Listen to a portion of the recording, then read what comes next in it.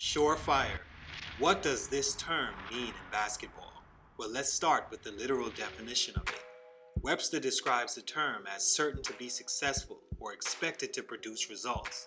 In basketball, it's mostly used to describe a draft prospect that seemingly has all the tools to be a franchise cornerstone player.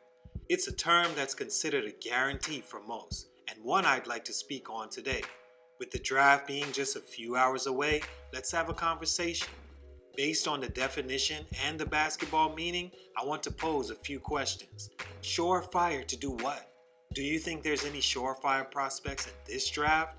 And how much stock and belief should we put into a prospect being called this? Let's answer the most important question first. Are there any surefires in this draft?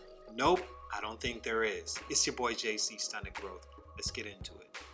The last draft I can remember that had more than one surefire pick, I'd say was all the way back to the 2003 draft class. This class included the likes of LeBron, Melo, D-Wade, Chris Bosh, all prospects that were projected to come in and change a franchise, and they all did that looking back. Since then, there's been drafts that had maybe one or two surefires, like the Kevin Durant draft, the Derrick Rose draft. No one knew how good Steph Curry would have been, so I can't include him. If they did, he would have been the number one pick. Or a guy like Russell Westbrook, Kyrie Irving, Kawhi Leonard, who all had questions about them coming into the NBA. These were guys that sort of overachieved after the draft and worked to be where they are today. Surefires are hard to come by, and in the upcoming draft, I don't see any. Now you may say, what about Zion Williamson? He's definitely surefire. Surefire to do what? When I see a guy like Zion and what he's been able to do in college, I can't take that away from him.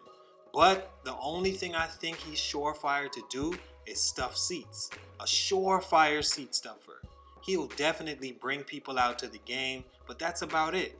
Because of the times we live in and because of the media so desperately wanting an heir apparent to the current aging stars, Zion has been hyped unbelievably as the biggest prospect since LeBron. But when I look at his game, I just don't see him for sure dominating guys that are the same height, just as quick, and have more experience than him. The biggest reason I say he's not surefire though is because of the position and things he'll be asked to do on the floor in the NBA. Is he really a power forward or is he a small forward? Because that's going to be his position in the NBA. Is he big enough to guard power forwards? Because that's what he's going to be asked to do. Can he knock down shots when a defense is schemed to stop him? Because that's what NBA level coaching staffs are going to lose sleep trying to do. Besides Zion, I just don't see any other prospects that even come close to being surefires. Let's look at positions. Point guards. Ja Morant. Unfortunately, I don't think at the moment he's considered a surefire thing because of the school he went to and the questionable jump shot. Darius Garland. No, because of an injury that only allowed him to play a handful of games in the NCAA. Had he played a little longer, I think he definitely could have been considered a surefire pick. Kobe White. No, because he doesn't appear to have the vocal leadership to carry a team or any skill that really sets him apart. Shooting guard. RJ Barrett. Honestly, had Zion not been in this draft, this guy would have been getting so much more pub than he is. Would have probably been the number one pick, but that's not the case. I think he's still a little raw, but has the most potential to me because he's such a competitor and a leader. He also proved he can not only play with stars, but dominate. High potential, just not surefire. Jarrett Culver. No, because he doesn't seem to have any special skills that make him a sure thing, nor did he dominate in his 2 seasons in college. Cam Reddish. No, because he has such a disappointing disposition, motor, and demeanor. His motor won't allow him to be seen as a surefire, nor his numbers, nor the way he disappeared with stars playing on his team. Small forwards. Rui Hachimura.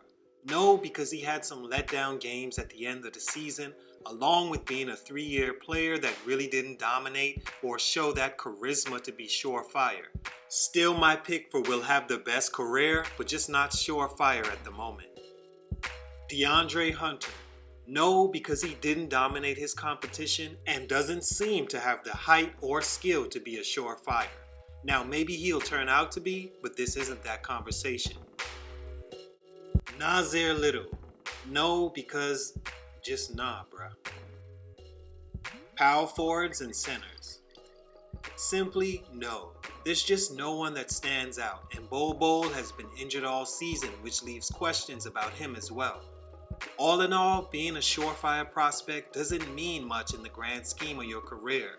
Becoming a great player is what's important. This draft will go down as a let's see how they turn out kind of thing, and that's okay. Salute to all the prospects though. Remember, this is just the beginning. Everyone can't be a surefire prospect, but it's up to you to adapt to the NBA and have a great career. These are just my thoughts right before we embark on this new era. It's your boy JC Stunted Growth, and I'm out.